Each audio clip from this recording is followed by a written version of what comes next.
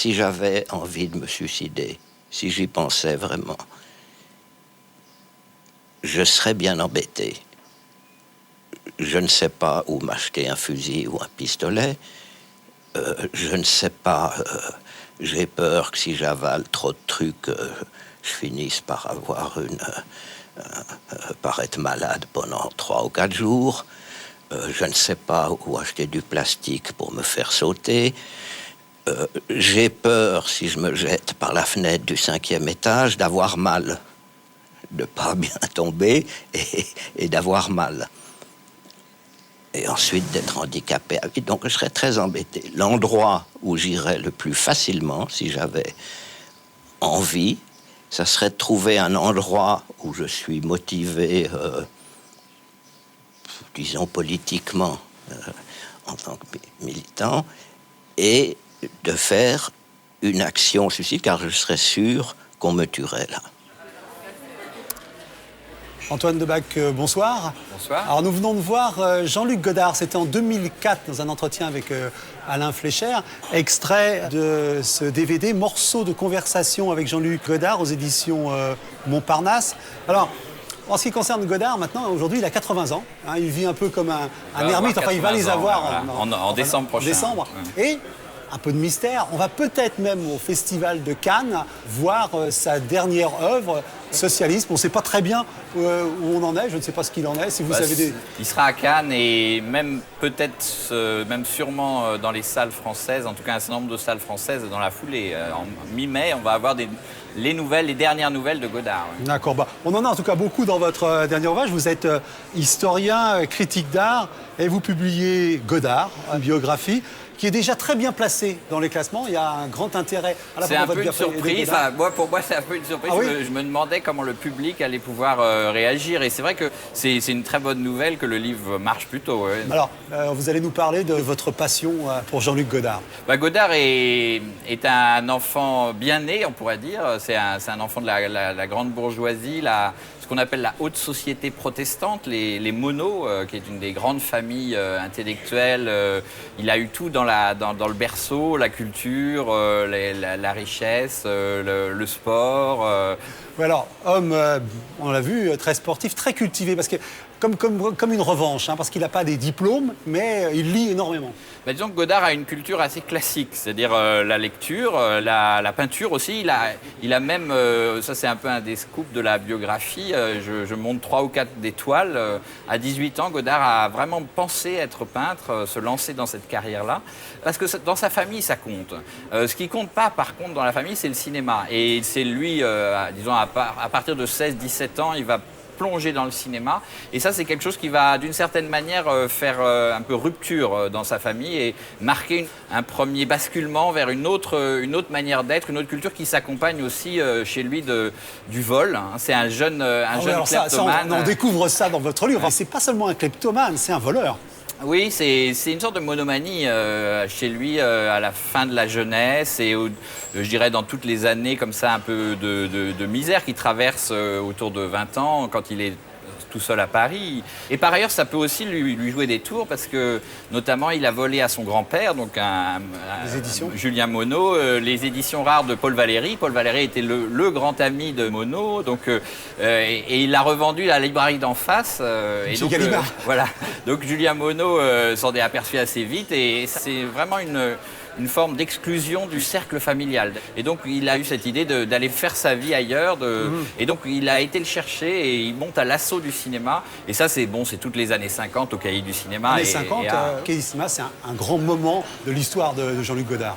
Oui, c'est comme ça que Godard devient cinéaste, c'est par les cahiers. C'est une période qui vit souvent assez douloureusement. C'est un moment où il est très seul. Et en même temps, il rencontre cette bande de jeunes gens. Truffaut, qui devient un ami pour quelques années, Rivette, Romer, Chabrol. Donc il y a vraiment un phénomène de bande cinéphile comme ça qui se forme autour de lui. Et c'est ça qui va le former et en faire un cinéaste. Alors, on allait dire, il commence en fanfare quand même, parce qu'on est en 1959 et c'est à bout de souffle. Oui, c'est assez rare les cinéastes qui ont comme ça, au premier film, leur peut-être presque leur plus grand succès, ou en tout cas, bon, il y a Orson Welles avec Citizen Kane et il y a Godard avec À bout de souffle. Donc il est là, mais en même temps, je dirais, il est pas compris pendant qu'il tourne. Tout le monde se demande où ça va. Il y a que quelques cinéastes comme Truffaut, par exemple, qui le soutiennent. Le producteur est très, très inquiet. C'est de Bourgard, il faut en reparler. Voilà, Georges de Bourgard est extrêmement Mais ce serait dommage inquiet. quand même de parler d'À bout de souffle sans voir un extrait. Voilà. Alors, ce sera tiré de ce À bout de souffle chez Studio Canal. On regarde l'extrait. François. François. François. Faites, François. Gentil, Oui, monsieur. mais je reviens. Voilà. François. Merci, monsieur. Pourquoi François, s'il vous plaît? Voilà, voilà.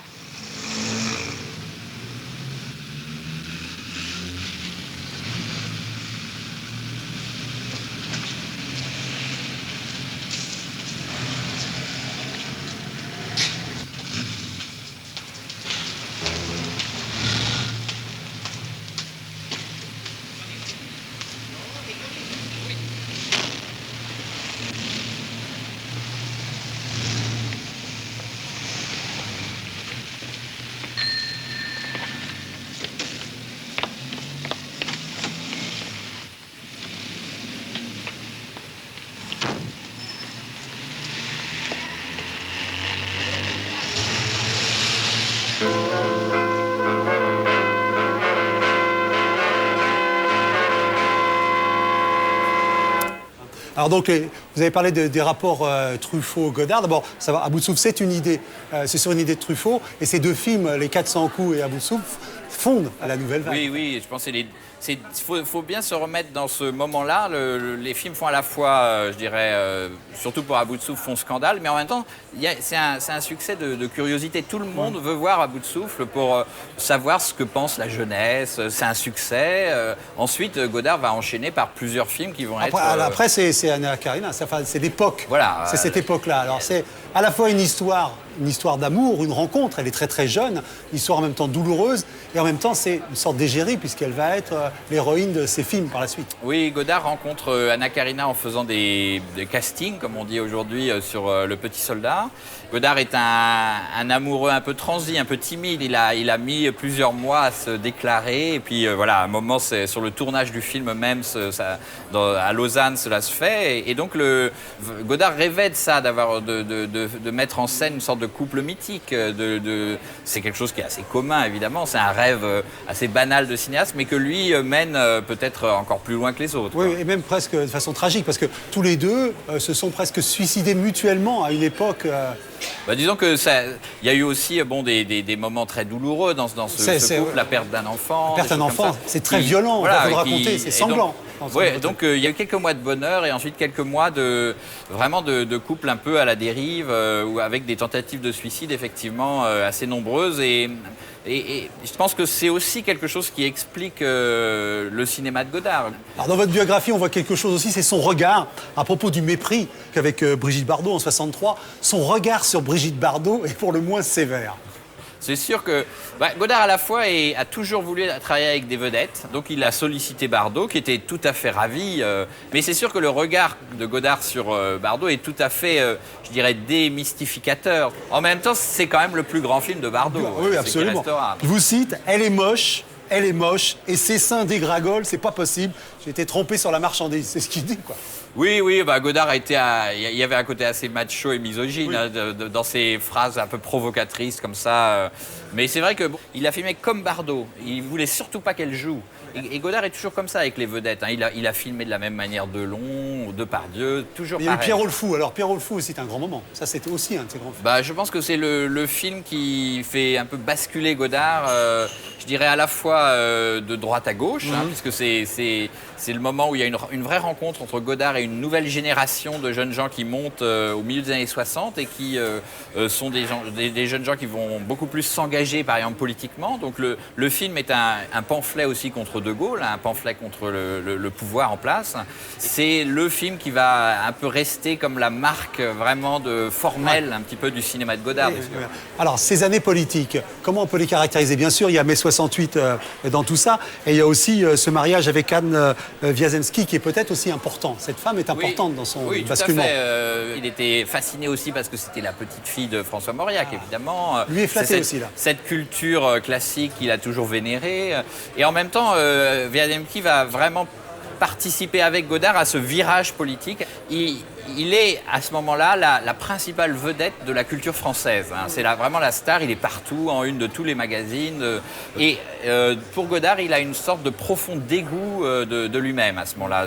Et donc il veut absolument... Il va se retirer, quoi. Voilà. Presque la clandestinité. Et il rentre dans une forme de clandestinité, il dit une forme de résistance.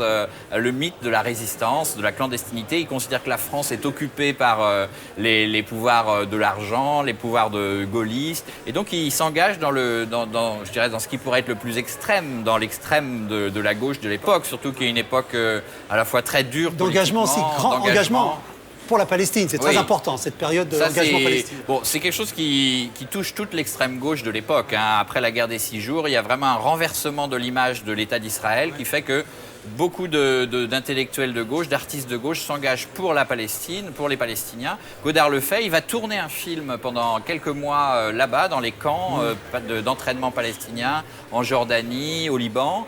Il ne finira pas le film. Parce qu'il y a Septembre Noir. Enfin, il y a des choses, donc le film est impossible à finir à ce moment-là. Godard est trop le nez dessus. Oui, cet engagement, c'est important parce que c'est cet engagement qui va faire suspecter Godard d'antisémitisme plus tard. Oui, je pense que c'est tout à fait vrai. Ça vient de là. C'est-à-dire que Godard essaye de montrer que en fait, d'une certaine manière, le statut de victime et de bourreau s'est interchangé. C'est-à-dire que il dit, il y a une phrase qui est célèbre, les Juifs font aux Arabes ce que les nazis ont fait aux Juifs.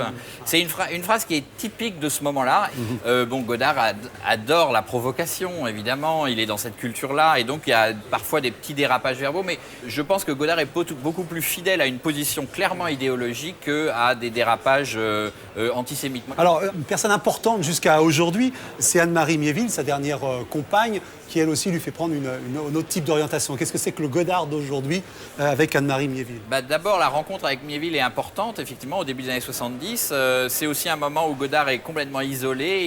Il vient d'avoir un très très grave accident de moto. Il est quasiment mourant. Il est dans le coma pendant une semaine, pendant plusieurs mois sur un lit d'hôpital. Et donc, il rencontre juste à ce moment-là Anne-Marie Miéville qui, d'une certaine manière, le sauve et l'emporte vers un autre type de cinéma au fur et à mesure de leur vie commune.